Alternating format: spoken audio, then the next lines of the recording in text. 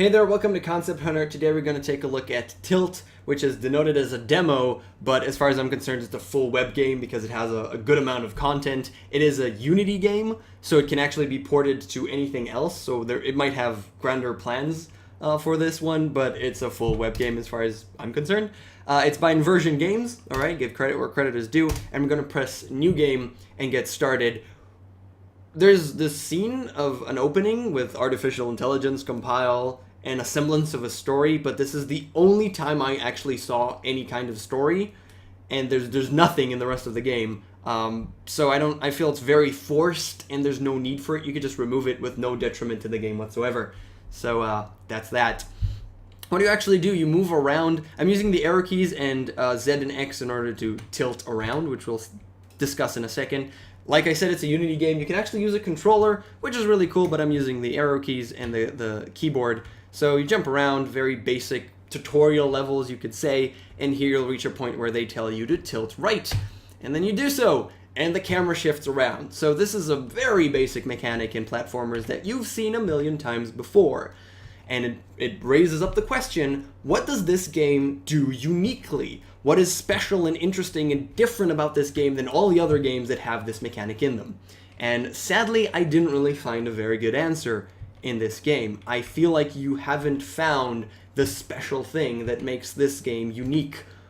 And I feel that you really need to find it, because other than that, it feels rather generic and rather... I felt like I played this game a million times before, and there's nothing special here. So, putting that aside, and taking the game as it is, there's two things that I want to talk about, and one of them is, the first one is controls, the second one is the level design. So in terms of controls, we gotta check out a couple of the things that actually happen when you tilt around, when you use this special mechanic. And you cannot hover in space, okay? It's something that a lot of other games, if you could just keep on going around, you could just hover in space. You can't do it here, there's a small delay, as well as the game just continues on. And this is something that's, it's subjective, I feel it, but it might not be for everyone. But I feel that when you turn around, because the game just keeps on going, it kind of takes away control from the player. And when that happens, when I die, it feels like the game is at fault and not me. And that's something that you never want to have because it breeds frustration.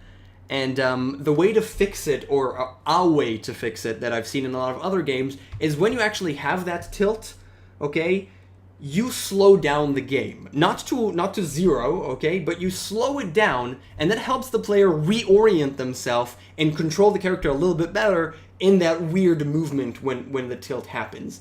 And that's something that you need to find, until it feels good. You need to balance it and find where it works. But, you do that through playtesting, and I believe you can find something that works very well, because right now it's kind of disorienting.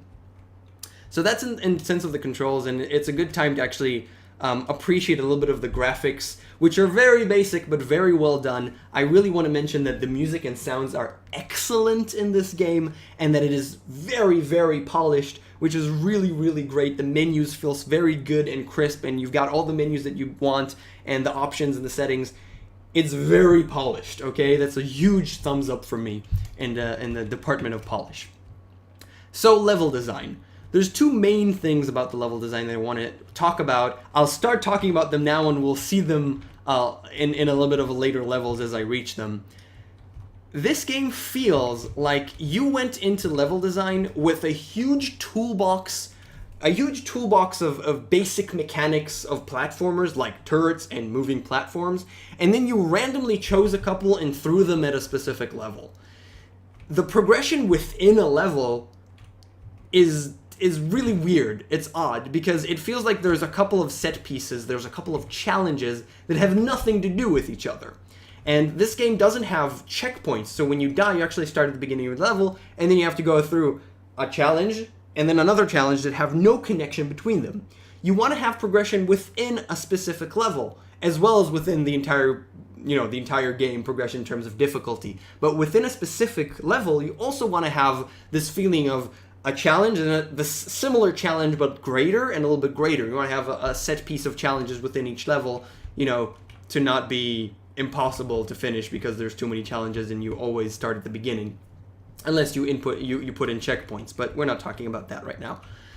It feels kind of, it breaks the flow, I want to say. It breaks the flow of playing through the game, especially when you have to replay levels. The second thing I want to talk about the level design is that I find it kind of discourages you from using the main mechanic, which is this tilting mechanic. And what I'm talking about is what I'd expect, and again, this is rather subjective and it really depends on how you wanted the game to be, but there's really two ways for this game to work out. One of them, the one that I expect that I think works best, is reaction and execution based. So you'd kind of like go through the game and you use the mechanic and you know, just go through it, and I'm shifting my head from left to right like kind of fast and strongly. And what I find that this game is more of like a puzzle. Instead of executing and reacting to what you find, you kind of very slowly need to move, see what's in front of you, and then execute properly. And the execution isn't difficult, it's just that you need to know what you need to do. And if you know what you need to do, the execution is very easy. And this is screams puzzle. This is a puzzle. It's not an execution reaction, it's a puzzle. These are the two polar opposites, I feel. And that might be what you were going for, but with such a reaction, if you were going for that, I'd expect less reaction elements, such as specifically what we talked about earlier in terms of controls. This should be a lot slower and allow me to actually do exactly what I want to do very precisely. And with this being reaction and execution, but the game itself telling me I want to be a puzzle, it feels kind of not connected to each other. The controls and the level design doesn't really make sense. If you'd want to have this more reaction and execution based, a way that I see would help, I'm not sure, but I think it would help, is actually just zoom out. If you just zoom out, you'll be able to see more, and then instead of what I happened to me was just trial and error, because I just, you know, I went just charged through and died because I can't see what's ahead very well. I just can't see what's ahead, and then I just die, and then I know what's ahead, and then I execute properly. So that's just what happened to me, trial and error, because executing and reacting wasn't possible. If you zoom out, you'll be able to see more and react more, but it might break up a little bit of your level design. So that's just a solution that I thought of.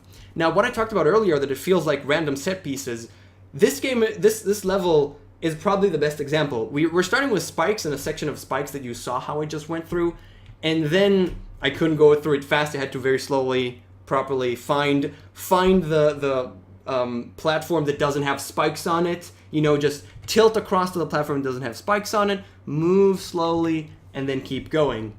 And now we have two turrets for no reason, and then we have a section with lasers where you don't really have to use the tilt at all. You just platform through it. I hope this level really shows you how dislodged some parts are. And then the last part, the third challenge in this series, in this specific level, is just going through. So it feels really not connected to each other. It's a random level. I think I'm going to stop here. There's no need for me to just kind of keep going. This is just another example kind of, you know, well, I screwed up. Never mind.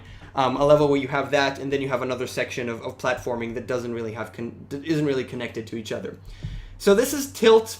It's a demo, so it might still have a lot of work done on top of it. I feel that you need to find yourself. You need to decide exactly what you want to do. I want a puzzle game with a tilting mechanic, and then just go all out there, or you want an execution reaction game and then go all out in there, and find the special thing that makes this better than and unique than other games that do exactly the same thing. And that's it. We're going to give credit where credit is due one last time to Inversion, and that's it. Thank you so much for watching Concept Hunter, and I'll see you guys next time. Bye.